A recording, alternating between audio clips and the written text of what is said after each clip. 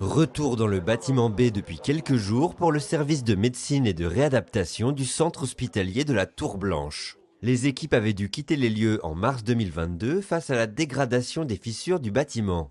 L'activité du service avait néanmoins été maintenue presque à l'identique. Quand une partie du bâtiment a été fermée, les patients qui y étaient ont été accueillis dans d'autres bâtiments de l'hôpital où on a dû se réorganiser complètement.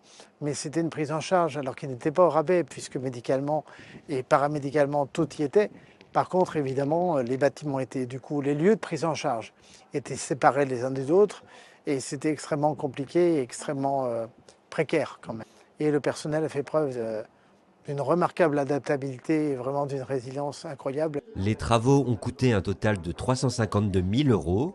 Le service de réadaptation a désormais une capacité de 85 lits et la fin du chantier bénéficie aussi au reste du centre hospitalier.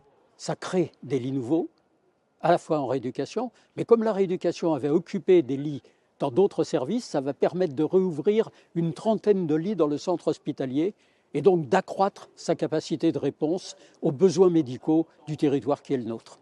Avoir un centre dans le domaine de la rééducation, ça veut dire que nous pouvons traiter toutes les maladies de type AVC en particulier, mais aussi les accidents de la route. La directrice régionale de l'ARS visitait les nouveaux locaux ce jeudi matin. L'agence régionale de santé a soutenu l'hôpital d'Issoudun tout au long de cette période difficile.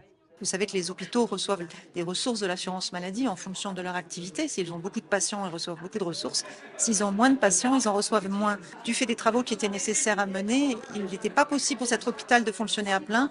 Et donc, nous avons compensé financièrement pendant plusieurs années pour que l'hôpital puisse vraiment tenir bon jusqu'à la réouverture. On a aussi soutenu et on va continuer à soutenir les investissements de cet hôpital, notamment dans des équipements dont on a vu le caractère extrêmement innovant.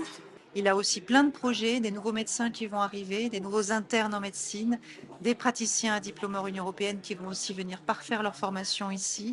On sent vraiment une très très belle énergie. Le service accueille des personnes atteintes d'affections neurologiques comme des AVC ou des traumatismes crâniens et d'affections d'origine traumatique comme des amputations ou des lésions dues à une pratique sportive.